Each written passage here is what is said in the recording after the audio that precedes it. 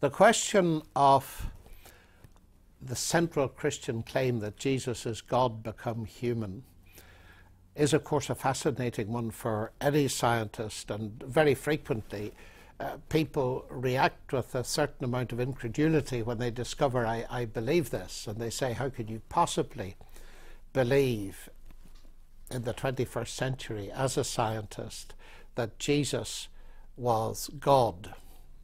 I remember being asked this once at a large gathering of physicists who'd come to hear me lecture on the relationship of science to theology, and one physicist after the lecture said, how could you possibly believe this? It's all very well talking about the fine-tuning argument and evidence that there's an intelligence behind the universe, but come off it. This is going way beyond to assert that the God who designed the universe and who upholds it actually became human. Can you explain it?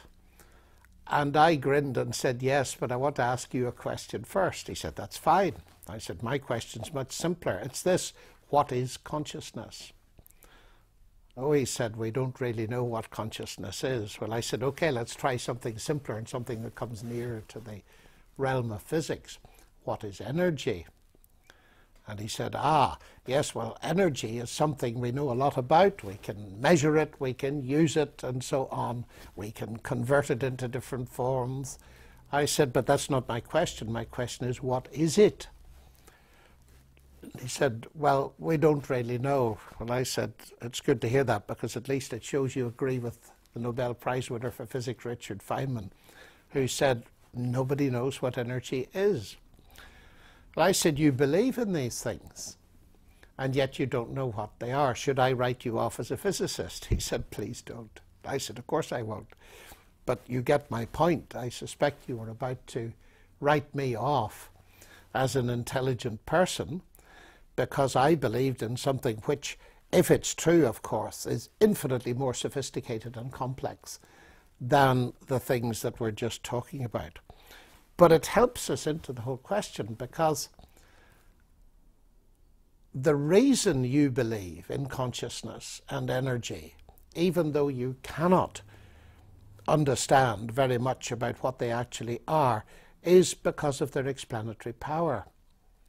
They make sense of various things that you observe. And I said it's exactly the same, of course, at a deeper or perhaps a higher level with my faith that Jesus is both God and man.